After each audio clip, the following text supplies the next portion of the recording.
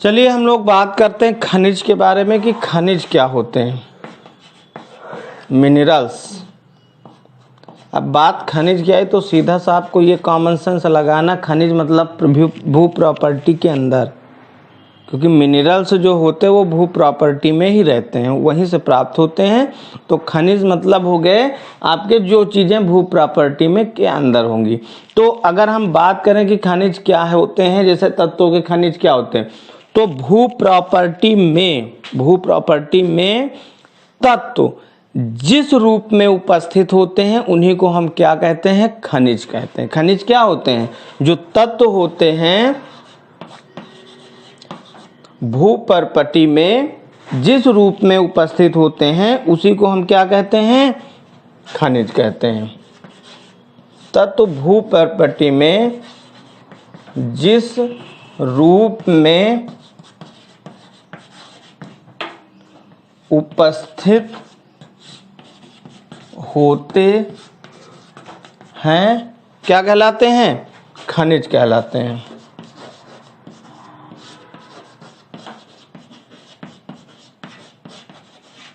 कोई भी तत्व जिस रूप में आपका भू प्रॉपर्टी से प्राप्त होगा, जिस रूप में वो भू प्रॉपर्टी में रुकेंगे, पाए जाएंगे, वही क्या कहलाएंगे, खनिज कहलाएंगे। ठीक है ना।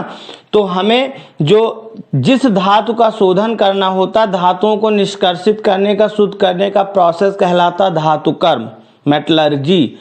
तो हमें जिस तत्व की प्राप्ति करनी होती है खनिज से करते हैं, और जिस खनिज से हम धातु प्राप्त करते हैं उसी को हम एक स्पेशली नाम देते हैं अयस्क।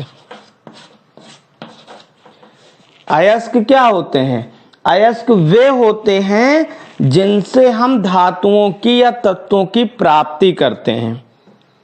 ठीक है ना।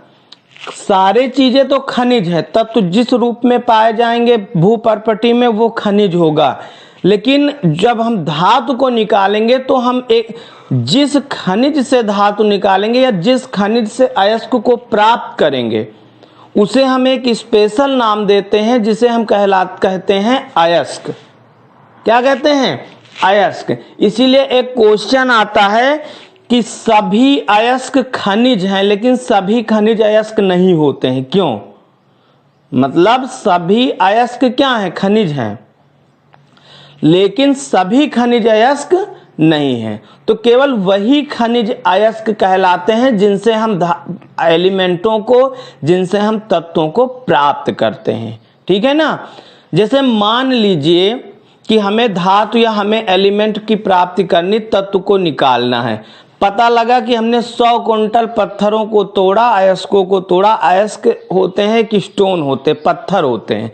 तो हम पत्थरों को तोड़ करके, खनिजों को तोड़ करके निष्कर्षित किया और पता लगा हमने 100 क्विंटल खनिज लिया और उसमें से 2 किलो एलिमेंट मिला है। तो 100 क्विंटल खनिज के शोधन में आपको 2 किलो एलिमेंट मिल रहा है, तत्व मिल रहा है, तो सब कुछ तो खराब हो गया है। यानी जो आपने लागत लगाई, जो आपने मेहनत किया, वो मिलेगा ही नहीं। 2 किलो में क्या होगा? तो सारा मेहनत, सारा प्रोसेस आपका बेकार है, क्योंकि उसमें आपका नुकसान होगा। उसमें आपको इतना सारा मेहनत करना पड़ेगा, कोई लाभ उससे नहीं मिलेगा। तो क्या होता है कि सभी खनिज, इसीलिए बोले जाते हैं कि सभी खनिज से हम धातु या एलिमेंट नहीं निकालते हैं। भाई किसी में ज्यादा होता है एलिमेंट तो किसी में कम होता है। तो जिसमें ज्यादा होगा, यानी जिसमें कम लागत में, कम मेहनत में, कम खर्च में ज्यादा मात्रा में तत्व मिल जाए, उसी को हम स्पेशली नाम देते हैं अयस्क। और उसी से हम तत्वों को निकालते हैं, उसी से तत्वों का निष्कर्षण करते हैं।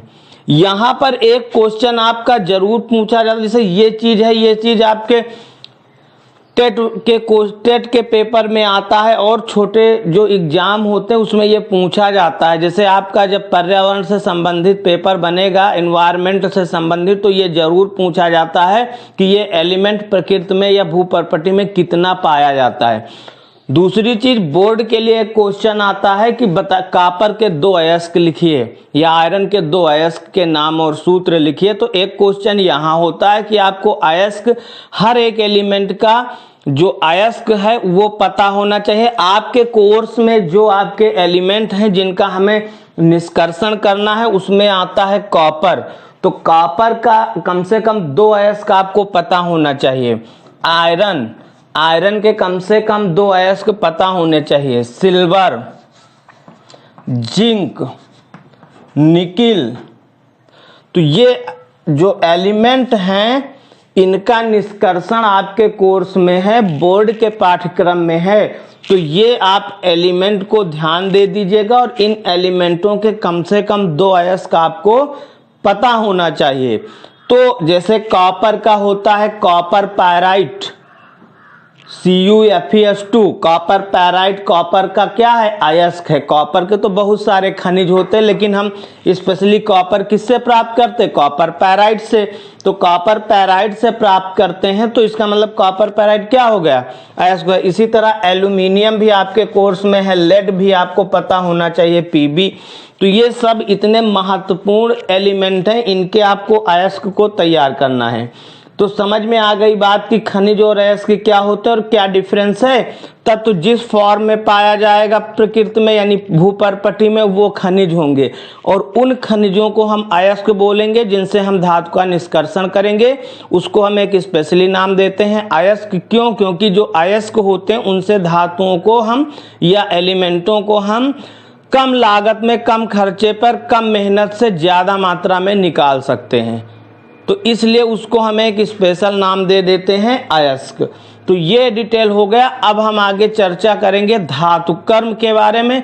हम एक एक प्रोसेस पढ़ेंगे कि अयस्कों से धातुओं को कैसे निकालते हैं। 3 प्रोसेस होती हैं, एक होता अयस्क का सांद्रण, दूसरा होता धातु का निष्कर्षण और तीसरा होता है धातु का शोधन। एक एक करके आगे चर्चा करेंगे। तो चलिए आगे हम लोग इसके बारे में बात करते हैं।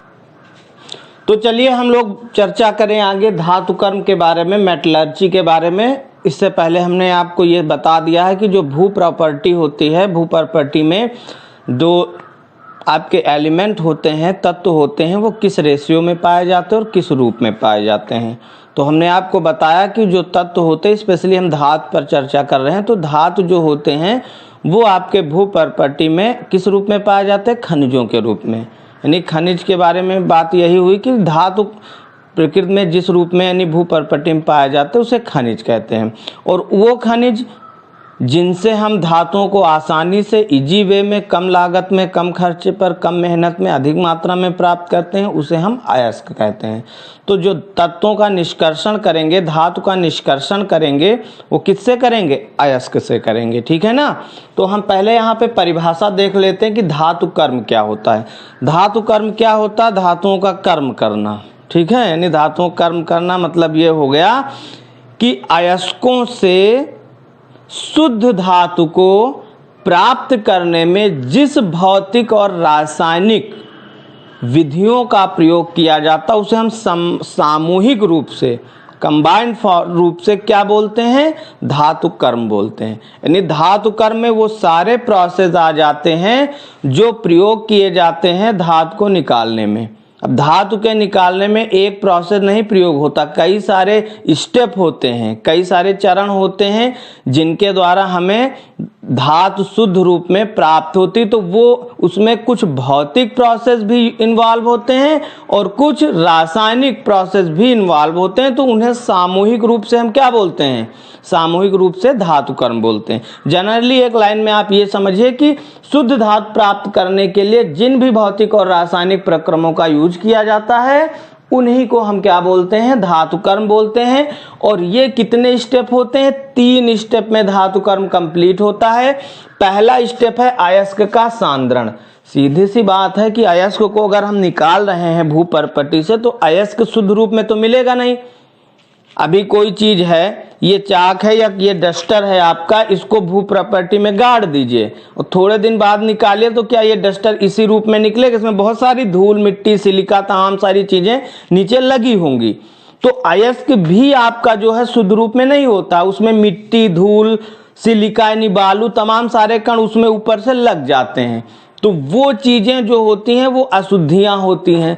तो सबसे पहले हम अयस्क को क्या करते हैं, सांद्रित करते हैं। अयस्क से उन अशुद्धियों को क्या करते हैं, रिमूव करते हैं, बाहर करते हैं, निकालते हैं।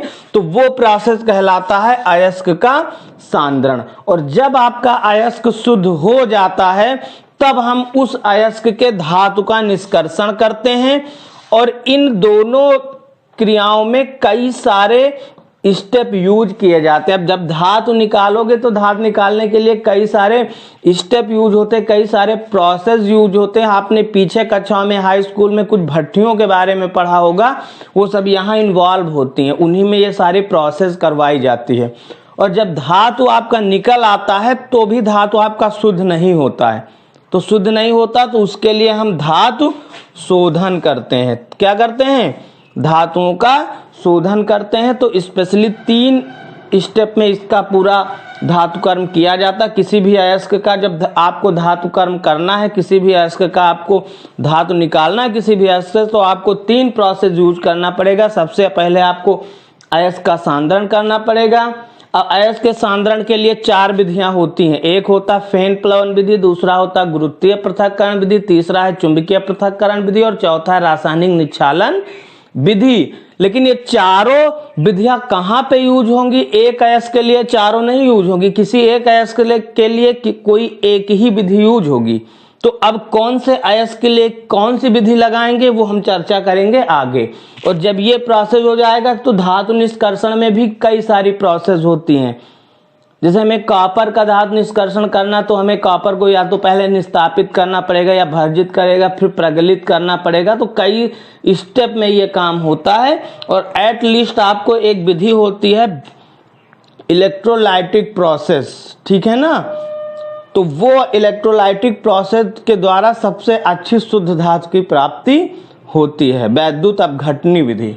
तो वैद्युत अपघटनी विधि के द्वारा हम धातु का शोधन करते हैं। तो हम एक एक चीज पर अब चर्चा करेंगे। सबसे पहले चर्चा करेंगे अयस्क के सांद्रण के बारे में। तो ये चर्चा हम अगले वीडियो में करेंगे क्योंकि वीडियो बहुत बड़ा हो जाएगा।